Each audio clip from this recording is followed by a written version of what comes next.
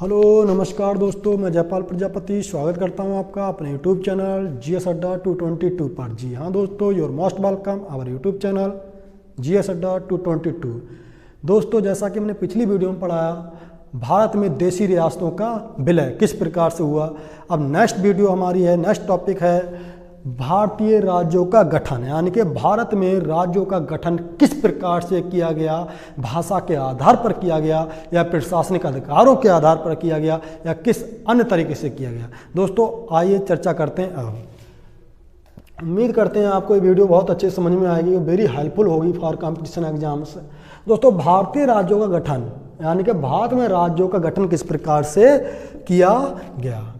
My dear student, जब भारत में भारतीय संविधान बनकर तैयार हुआ था और जब भारत में संविधान लागू हुआ था 26 जनवरी 1950 ईस्वी को, उस समय भारतीय राज्यों को 4 भागों में डिवाइड किया गया था। जी हाँ दोस्तों, 26 जनवरी 1950 ईस्वी को भारतीय संविधान लागू हुआ था। उस समय भारत के राज्यों को 4 वर्गों में विभाजित किया गया था। भारतीय राज्य 4 भागों में बटे हुए थे। आज के टाइम 2 भागों में बटे हुए हैं, राज्य तथा यूनियन टेरिटरी यानी केंद्र शासित प्रदेश, लेकिन उस समय 4 भागों में बटा हुआ था।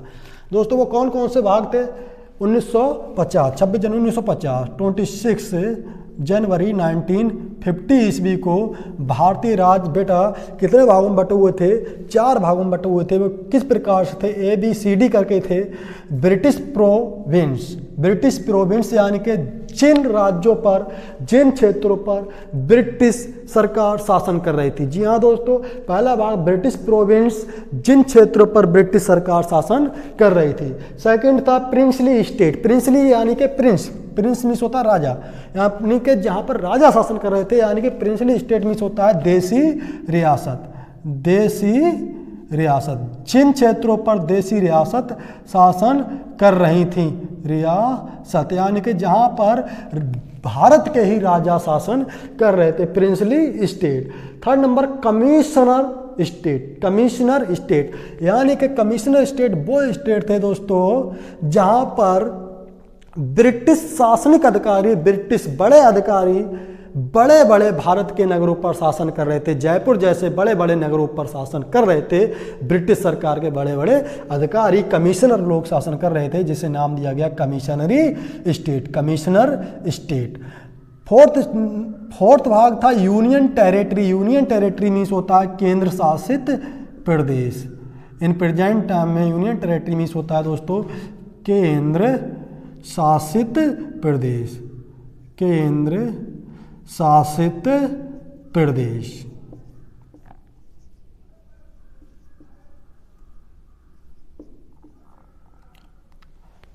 उम्मीद करते हैं आपके लिए ठीक से अच्छे समझ में आ रहा होगा। 26 जनवरी 1950 ईस्वी के दौरान जब भारत में गणतंत्र लागू हुआ था, संविधान लागू हुआ था, उस समय भारत के राज्य 4 वर्गों में विभाजित थे। फर्स्ट नंबर ब्रिटिश प्रोविंस, जहाँ पर ब्रिटिश सरकार शासन कर रही थी। सेकंड नंबर प्रिंसली स्टेट, जहाँ पर देशी रियासतें शासन कर रही थी, राजा लोग शासन कर रहे थे भारत के। थर्ड नंबर कमिश्नर स्टेट, जहाँ पर ब्रिटिश अधिकारी, बड़े बड़े नगरों पर शासन कर रहे थे, बड़े बड़े शहरों पर शासन कर रहे थे। यूनियन टेरिटरी यानी कि केंद्र शासित प्रदेश। 4 वर्गों में विभाजित था भारत। नेक्स्ट दोस्तों, आयस्केधर आयोग का गठन किया गया 1948 ईस्वी में। 1948 ईस्वी में आयस्केधर आयोग का गठन किया गया। आयस्केधर कौन थे दोस्तों? आयस्केधर एक सुप्रीम कोर्ट यानी कि high court, Allahabad high court के अवकाश प्राप्त न्यायाधीश थे। आयस्केधर कौन थे? इलाहाबाद हाई कोर्ट के अवकाश प्राप्त न्यायाधीश थे। इनकी अध्यक्षता में एक आयोग का गठन किया गया, उन्हीं के ही नाम से उसका नाम दिया गया आयस्केधर आयोग। इनका कार्य था कि भारत में किस प्रकार राज्यों का गठन होना चाहिए। इनके लिए क्या देखना था कि भारत में राज्यों का गठन किस प्रकार होना चाहिए। तो इन्होंने रिजल्ट दिया डियर, भाषा के आधार पर राज्यों का पुनर्गठन का विरोध किया। यानी कि आयस्केधर आयोग का जो गठन किया गया था 1948 ईस्वी में, इसने भाषा के आधार पर राज्यों के पुनर्गठन का विरोध किया, क्योंकि इससे पहले भाषा के आधार पर राज्यों का पुनर्गठन की मांग चल रही थी बहुत जोर शोर से। इसीलिए इसने भाषा के आधार पर राज्यों का पुनर्गठन का विरोध किया। इसने कहा कि भाषा के आधार पर राज्यों का पुनर्गठन नहीं होना चाहिए। नेक्स्ट दोस्तों, अवकाश प्राप्त न्यायाधीश। हाँ, आयस्केधर जो कौन थे? अवकाश प्राप्त न्यायाधीश थे इलाहाबाद हाई कोर्ट के, नोट डाउन कर लेना।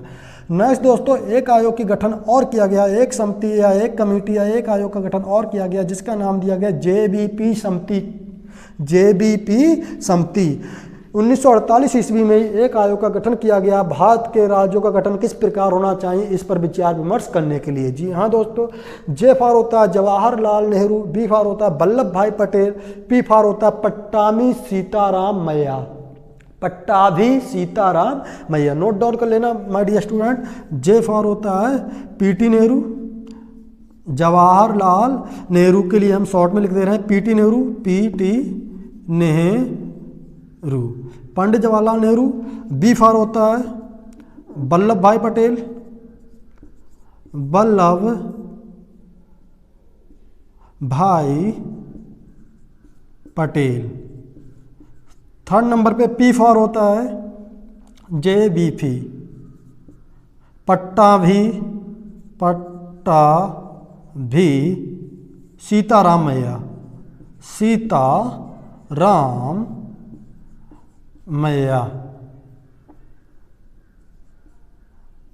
दोस्तों, एक समिति, 3 सदस्यों की एक समिति का गठन किया गया भारत में राज्यों का गठन किस प्रकार होना चाहिए इस पर विचार विमर्श करने के लिए। इसका नाम दिया गया जेबीपी, यानी कि जवाहरलाल नेहरू यानी कि PT Nehru, B for Vallabh Bhai Patel, P for Pattabhi Sitaramayya. 3 सदस्यों का एक समिति का गठन किया गया 3 सदस्यों के द्वारा, जिसे नाम दिया गया जेबीपी समिति। 1948 ईस्वी में गठन किया गया। इस समिति ने रिपोर्ट 1949 ईस्वी में दी। और रिपोर्ट क्या दी? रिपोर्ट इसने सेम दी जो एस्केदर आयोग ने रिपोर्ट दी थी कि भाषा के आधार पर राज्यों का गठन नहीं होना चाहिए। जी हाँ दोस्तों, सरदार वल्लभ भाई पटेल, पंडित जवाहरलाल नेहरू ये स्वीकार नहीं किया इन्होंने कि भाषा के आधार पर राज्यों का गठन होना चाहिए। इन्होंने इस मांग को खारिज कर दिया, यानी कि स्वीकार नहीं किया। इन्होंने कहा भारत में राज्यों का गठन प्रशासनिक अधिकारों के अनुसार होना चाहिए, प्रशासन के अनुसार होना चाहिए। नेक्स्ट दोस्तों, पोटी रामल्लू की मृत्यु, यानी कि हुआ क्या, आंध्र प्रदेश उस समय बहुत जोर शोरों से अपनी डिमांड कर रहा था अपने भाषा के आधार पर एक राज्य के गठन की। आंध्र प्रदेश जोर शोर से बेटा डिमांड कर रहा था भाषा के आधार पर राज्यों के गठन की।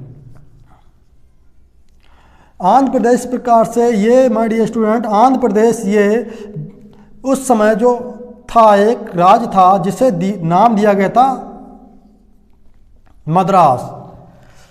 इस राज्य को नाम दिया गया था दोस्तों मद्रास।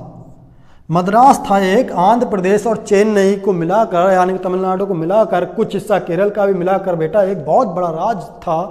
इसको नाम दिया गया था मद्रास। मद्रास में ऊपर वाला हिस्सा एपी का था इन प्रेजेंट टाइम में, नीचे वाला तमिलनाडु का था, तमिल। आंध्र प्रदेश ऊपर वाले हिस्से में अधिकतर तेलुगु बोलते थे, तेलुगु। आंध्र प्रदेश यानी कि मद्रास के ऊपर वाले हिस्सों में अधिकतर लोग भाषा बोलते थे कौन सी, तेलुगु। और नीचे वाले हिस्से में इन प्रेजेंट टाइम में तमिलनाडु, इसमें बोलते थे तमिल भाषा बोलते थे। हुआ क्या, आंध्र प्रदेश में जोर शोरों से मांग हो रही थी कि हमारा गठन, हमारे राज्य का गठन, जितने एरिया में हम लोग तेलुगु भाषा बोलते हैं उतने एरिया को हमारा एक राज्य का नाम दे देना चाहिए। लेकिन हुआ क्या, पंडित जवाहरलाल नेहरू ऐसा नहीं चाहते थे, सरदार वल्लभ भाई पटेल ऐसा नहीं चाहते थे, सीताराम मैया ऐसा नहीं चाहते थे कि भाषा के आधार पर राज्यों का गठन हो। हुआ क्या, 1952 ईस्वी में आंध्र प्रदेश के एक सबसे फेमस नेता थे जिनका नाम था पोट्टी श्री रामल्लू। पोट्टी श्री रामल्लू एक नेता थे। उन्होंने अनशन किया, उन्होंने डिमांड की कि हमारे राज्य का गठन भाषा के आधार पर होना चाहिए, तेलुगु भाषा के आधार पर होना चाहिए। उन्होंने 58 दिन का अनशन किया। जी हाँ दोस्तों, श्री रामल्लू पोटीलाल ने कितने दिन का अनशन किया? 58 दिन का। 58 दिन का अनशन किया, 58 दिन का यानी कि भूख हड़ताल की पोट्टी श्री रामल्लू ने। उस समय उनकी 58 दिन की भूख हड़ताल के दौरान उनकी मृत्यु हो गई। 1952 में उनकी मृत्यु हो गई। हुआ क्या, आंध्र प्रदेश वाले हिस्से में बहुत भयंकर बगावत शुरू हो गई कि यार ये तो पंडित जवाहरलाल नेहरू बहुत गलत कर रहे हैं यार, बताओ भाषा के आधार पर गठन नहीं करने दे रहे हैं। हुआ क्या, फिर पंडित जवाहरलाल नेहरू ने मैटर को दबाना चाहा, बहुत कोशिश की, हर तरीके से प्रयास कर लिया कि मैटर दब जाए, लेकिन ऐसा नहीं हो पाया। बगावत और तेजी से होने लगी कि भाषा के आधार पर गठन होना चाहिए। हुआ क्या माय डियर स्टूडेंट्स, फिर पंडित जवाहरलाल नेहरू ने डर के कारण कहीं हमारी कुर्सी ना चले जाए, इसलिए उन्होंने 1 अक्टूबर 1953 ईस्वी में 1 अक्टूबर 1953 ईस्वी में आंध्र प्रदेश का गठन किया। APA for Andhra, P for Pradesh. Andhra Pradesh का गठन भाषा के आधार पर कर दिया। जी हाँ दोस्तों, ये भारत का प्रथम भाषा के आधार पर गठित होने वाला राज्य कौन सा? आंध्र प्रदेश है। क्वेश्चन आता, भाषा के आधार पर गठित होने वाला प्रथम भारतीय राज्य कौन सा था? आंध्र प्रदेश। आंध्र प्रदेश का गठन भाषा के आधार पर कब हुआ था? 1 अक्टूबर 1953 ईस्वी को हुआ था। वेरी वेरी इंपॉर्टेंट क्वेश्चन है ये। नेक्स्ट हुआ क्या दोस्तों, जब भाषा के आधार पर प्रथम राज्य आंध्र प्रदेश बन गया, उस समय आंध्र प्रदेश की राजधानी करनूल थी। उस समय आंध्र प्रदेश की राजधानी माय डियर स्टूडेंट क्या थी? करनूल थी। इन प्रेजेंट टाइम में अमरावती है। प्रेजेंट टाइम में अमरावती है। दोस्तों हुआ क्या, आंध्र प्रदेश का गठन हो गया। पूरे देश में लोगों के पास तक खबर पहुंची। उन्होंने कहा यार हमारे राज्यों को भी इसी प्रकार से गठन होना चाहिए भाषा के आधार पर। हुआ क्या, बहुत जोरों से पूरे देश में डिमांड होने लगी कि हर राज्य का गठन भाषा के आधार पर होना चाहिए। जिस क्षेत्र में जो भाषा लोग बोल रहे हैं उसका उसी प्रकार से उसका गठन हो जाना चाहिए। हुआ क्या, बहुत बगावत शुरू हो गई पूरे देश में कि हमारे राज्य का भी निर्माण इसी प्रकार से होना चाहिए आंध्र प्रदेश की तरह। हुआ क्या, फिर फजल अली आयोग का गठन किया गया। राज्यों का गठन फिर से किया गया कि राज्यों का गठन वास्तव में ये सही है, उचित है कि नहीं भाषा के आधार पर। कहीं देश बढ़ तो नहीं है, कहीं देश टूट तो नहीं है। पंडित जवाहरलाल नेहरू ने फिर से निर्णय लिया, एक आयोग बिठाया, फजल अली आयोग। फजल अली आयोग एक न्यायाधीश थे, उनकी अध्यक्षता में एक आयोग का गठन किया गया माय डियर स्टूडेंट, जिसका नाम दिया गया फजल अली आयोग। 1953 ईस्वी में 1953 ईस्वी में फजल अली आयोग का गठन किया गया डियर। रिपोर्ट 1956 1956 ईस्वी में फजल अली आयोग ने रिपोर्ट दी कि भारत में राज्यों का गठन भाषा के आधार पर होना चाहिए। क्वेश्चन बहुत बनता है, वेरी वेरी इंपॉर्टेंट। किस आयोग ने सर्वप्रथम ये रिपोर्ट दी थी या कहा था कि भारत में राज्यों का गठन भाषा के आधार पर होना चाहिए? ये चीज़ किसने स्वीकार की थी? फजल अली आयोग ने। दोस्तों फजल अली आयोग ने रिपोर्ट 1956 में दी थी। तब उसी समय भारत के संविधान में 7वां संवैधानिक संशोधन हुआ। भारत के संविधान में 7वां संविधान संशोधन हुआ। 1956 में संविधान संशोधन हुआ, 7वां संविधान संशोधन हुआ। उसमें क्या कहा गया, राज्यों का गठन भाषा के आधार पर होगा। लेकिन जो फजल अली आयोग था, 7वां संशोधन उसने कराया संविधान में, उसने कहा राज्यों का गठन भाषा के आधार पर होगा, लेकिन कंडीशन एक है, एक भाषा एक राज्य नहीं, एक भाषा एक राज्य के सिद्धांत को खारिज कर दिया। यानी कि एक भाषा एक राज्य नहीं हो सकता, कि एक राज्य में एक ही भाषा चले, ये नहीं हो सकता। यानी कि फजल अली आयोग ने इस चीज़ को तो एक्सेप्ट किया कि भाषा के आधार पर राज्यों का गठन होगा, लेकिन इस चीज़ को नहीं माना एक भाषा एक राज्य, यानी कि एक भाषा एक राज्य में एक भाषा ही बोलने वाले केवल हो, ये नहीं हो सकता। तो इस चीज़ को स्वीकार किया गया। दोस्तों 7वां संविधान संशोधन हुआ 1956 ईस्वी में, जिसे नाम दिया गया राज्य पुनर्गठन अधिनियम। राज्य पुनर्गठन अधिनियम 1956। माय डियर स्टूडेंट, राज्य पुनर्गठन अधिनियम 1956 के अनुसार हमारे देश में इन 3 राज्यों को समाप्त कर दिया गया। यानी कि 3 British province, princely state, commissioner state, यानी कि ABC को क्या कर दिया, समाप्त कर दिया। यूनियन टेरिटरी को तो रहने ही दिया।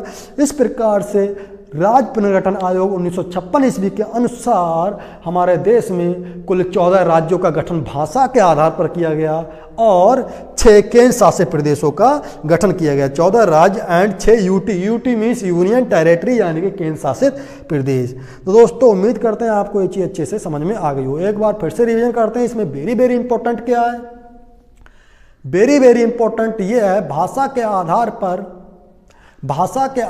पर गठन करने के लिए, भाषा के आधार पर गठन करने के लिए, विचार विमर्श करने के लिए, भाषा के आधार पर राज्यों पर विचार विमर्श करने के लिए सर्वप्रथम किस आयोग का गठन किया गया था? तो एस्केधर आयोग का गठन किया गया था। नेक्स्ट क्वेश्चन ये बनता है, भाषा के आधार पर गठन किस आयोग के अनुसार किया गया? तो फजल अली आयोग के अनुसार किया गया। फजल अली आयोग ने अपनी रिपोर्ट भाषा के आधार पर गठित होने वाले राज्यों की अपनी रिपोर्ट कब प्रस्तुत की? 1956 ईस्वी में की। कब गठन किया गया था इसका? 1953 ईस्वी में किया गया था। भाषा के आधार पर गठित होने वाले जब भारत में भाषा के आधार पर राज्यों का गठन हुआ था उस समय कुल कितने राज्य थे? 16 राज्य थे। कितने यूनियन टेरिटरी थे? 6 यूनियन टेरिटरी थे। तो उम्मीद करते हैं दोस्तों आपको ये वीडियो बहुत अच्छी समझ में आई होगी। कोई दिक्कत हो रही हो वीडियो को बार बार देखें, दोबारा देखें, पॉज कर करके देखें, अपने नोट्स खुद बनाएं। अगर वीडियो अच्छी लगी हो तो वीडियो को लाइक करें, दोस्तों के साथ शेयर करें। अगर चैनल पर नए हैं तो हमारे चैनल को सब्सक्राइब अवश्य करें। दोस्तों मिलते हैं नेक्स्ट। आज के लिए इतना ही। जय हिंद।